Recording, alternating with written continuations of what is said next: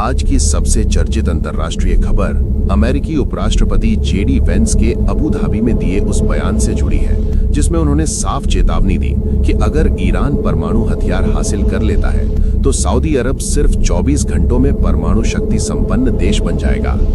ये बयान Iran America के बीच चल रही संभावित बातचीत से ठीक पहले आया है, जब ट्रंप प्रशासन ईरान के न्यूक्लियर प्रोग्राम को मिडिल ईस्ट के लिए सबसे बड़ा खतरा बता रहा है।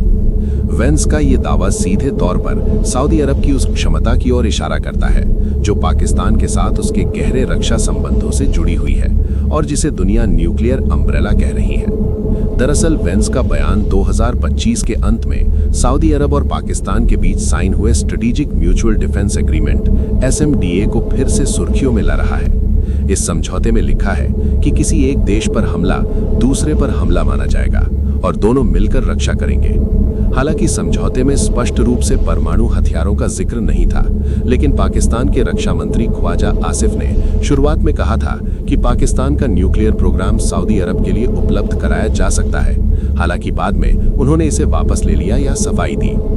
रक्षा विशेषज्ञों का मानना है कि ये समझौता सऊदी अरब को पाकिस्तान की परमाणु छतरी के नीचे लाकर ईरान के बढ़ते प्रभाव और इजराइल की क्षेत्रीय ताकत को बैलेंस करने की कोशिश है। यहाँ जेडी वेंस का हालिया भाषण देते हुए फोटो है जो अबू धाबी में दिया गया बयान दर्शाता है, जहाँ उन्होंने ईरान के न्यूक्लियर खतरे पर जोर दिया। न्यूक्लियर अम्ब्रेला का मतलब होता है कि कोई परमाणु शक्ति संपन्न देश अपने सहयोगी को परमाणु हमले से बचाने के लिए अपनी परमाणु ताकत का इस्तेमाल करने का वादा करता है, जैसे अमेरिका अपने नाटो सहयोगियों या जापान दक्षिण कोरिया को देता है। सऊदी अरब के मामले में पाकिस्तान दुनिया का एकमात्र मुस्लिम बहुल परमाणु शक्ति संपन्न देश है और दोनों देशों के बीच दशकों पुराना रिश्ता है। इतिहास देखें तो 1970-80 के दशक में सऊदी अरब ने पाकिस्तान के न्यूक्लियर प्रोग्राम को आर्थिक मदद दी थी, जब पाकिस्तान भारत के खिलाफ अपनी परमाणु क्षमता विकसित कर रहा था। रिपोर्ट्स के मुताबिक सऊदी ने अरबों डॉलर दिए और बदले में समझा जाता था कि जरूरत पड़ने पर सऊदी को परमाणु तकनीक या हथियार मिल सकते हैं। 1999 में सऊदी डिफेंस मिनिस्टर पाकिस्तान के न्यूक्लियर साइट्स का दौरा कर चुके थे। 2012 में पाकिस्तानी राजदूत ने कहा था कि हर पाकिस्तानी सऊदी सुरक्षा को अपना व्यक्तिगत मामला मानता है। अब SMDA के बाद ये पुराना समझौता नया रूप ले रहा है।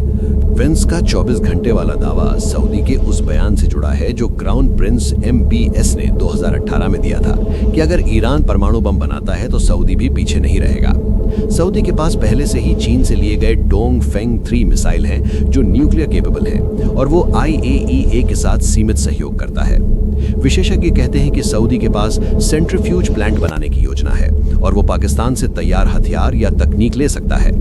हालांकि पाकिस्तान का न्यूक्लियर डॉक्ट्रिन इंडिया केंद्रित है और वो फर्स्ट यूज पॉलिसी नहीं अपनाता, लेकिन सऊदी के साथ गठबंधन से वो मिडिल ईस्ट में भी अपनी भूमिका बढ़ा सकता है। ये पाकिस्तान के लिए अमेरिका पर निर्भरता कम करने का तरीका भी है, क्योंकि ट्रंप के समय में अमेरिका ने पाकिस्तान की मदद कम की है।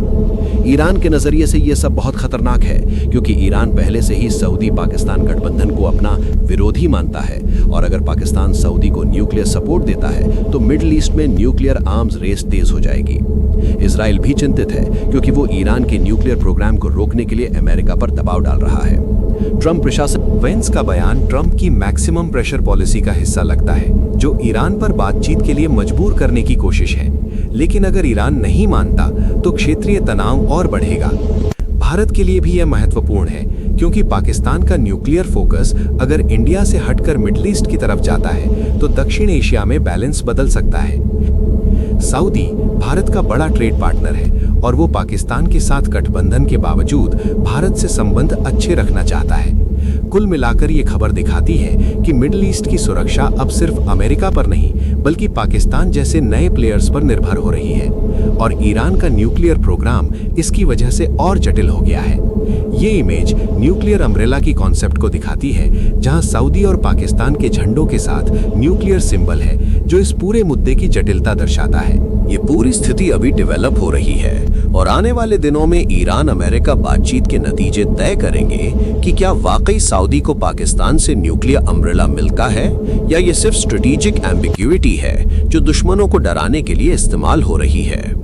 विशेषज्ञों का कहना है कि पाकिस्तान सीधे परमाणु हथियार ट्रांसफर नहीं करेगा, क्योंकि इससे अंतर्राष्ट्रीय प्रतिबंध लग सकते हैं और भारत के साथ तनाव बढ़ेगा। लेकिन समझौते की धुंधली भाषा से सऊदी को मनोवैज्ञानिक सुरक्षा मिल रही है। ट्रंप प्रशासन इस पर नजर रख रहा है और अगर जरूरत पड़ी तो इजराइल के साथ मिलकर एक्शन ले सकता है। कुल मिलाकर ये खबर मिडिल ईस्ट की बदलती जियोपॉलिटिक्स का एक बड़ा संकेत है, जहां पुराने गठबंधन कमजोर हो रहे हैं और नए मुस्लिम देशों के बीच न्यूक्लियर बैलेंस की तलाश तेज हो गई है। अंत में अपनी राय कमेंट में जरूर लिखें। वीडियो पसंद आया हो तो लाइक करें, शेयर करें और चैनल को सब्सक्राइब करें, क्योंकि हम यहाँ सिर्फ खबर नहीं, उसके पीछे की पूरी सच्चाई लाते हैं।